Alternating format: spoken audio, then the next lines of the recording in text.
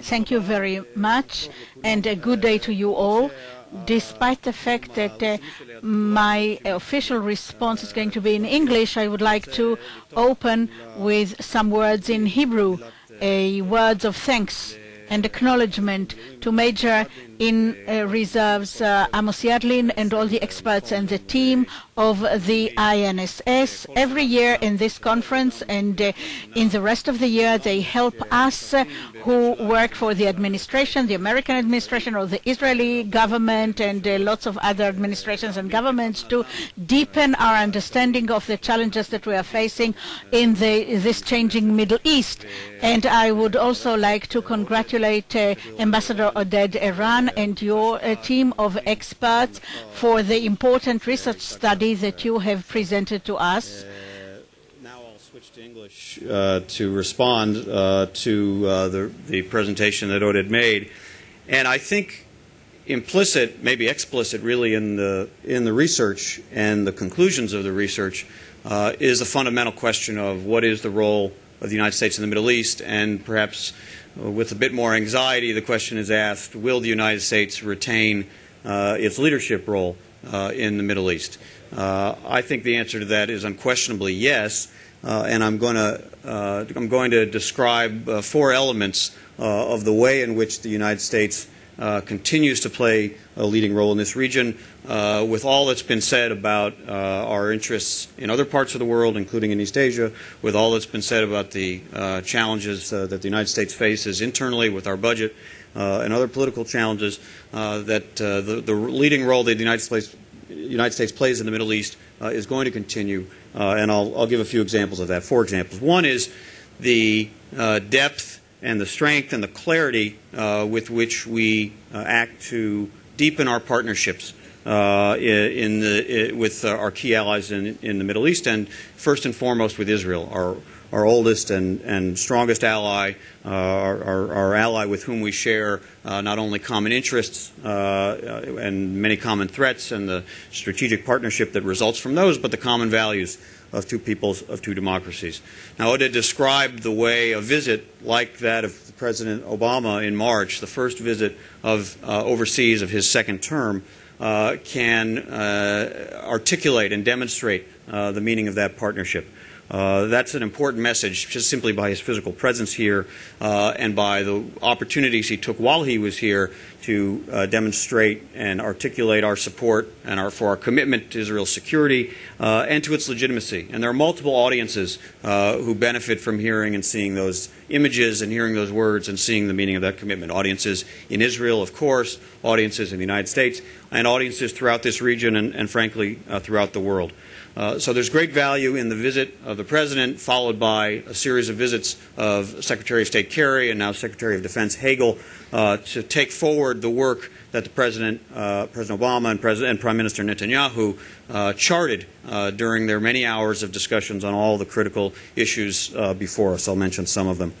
Obviously, other ways we deepen this partnership is through our strategic cooperation, which takes many, many forms. Our intelligence sharing between our intelligence communities, the security assistance that the United States provides Israel, now at $3.1 billion a year.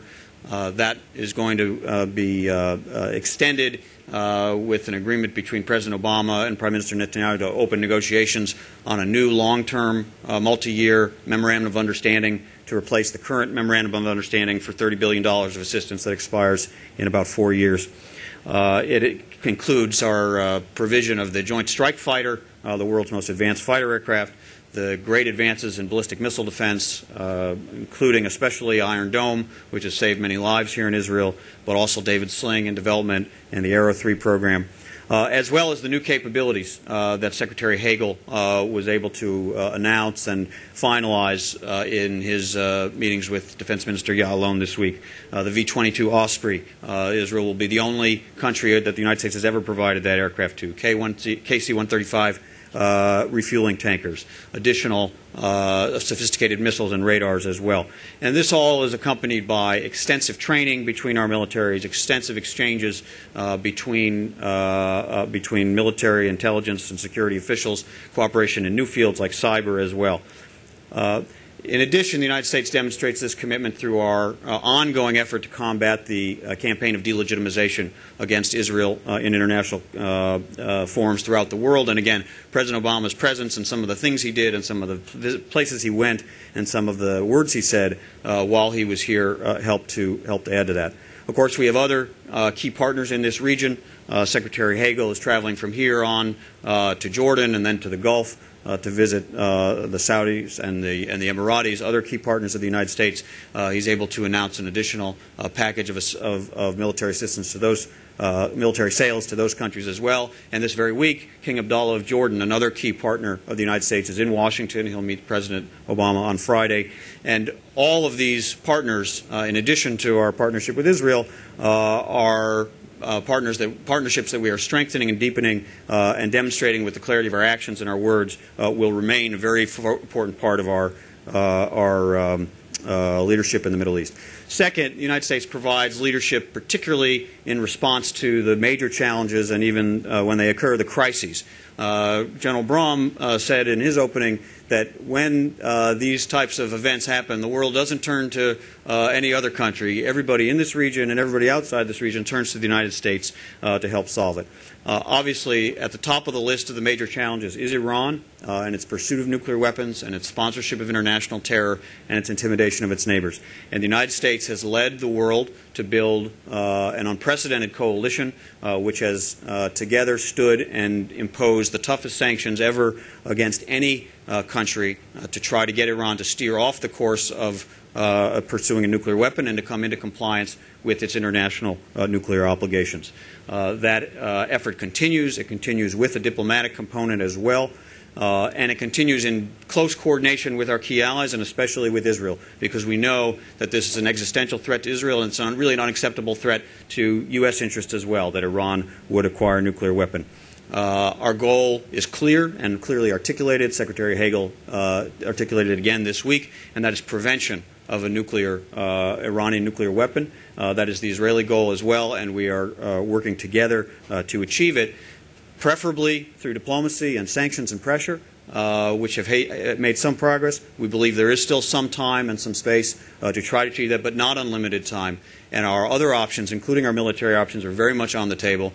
President Obama, Secretary Kerry, Secretary Hagel have all been clear the United States will do what it must to ensure that Iran does not acquire a nuclear weapon. And just as one additional element of the Iranian threat, the threat of international terrorism, we also are engaged in an intensive effort to use our leadership to get the European Union to designate Hezbollah, a key ally and arm of the Iranian terror campaign, designated as a terrorist organization as well. Secondly, Syria. Another critical challenge that the whole world is grappling with, and there again the United States leadership has been critical in building a coalition to isolate Assad, to put international pressure through sanctions and other means on the Assad regime to try to speed Assad's departure, having long since lost his legitimacy through the violence he has perpetrated against his own people.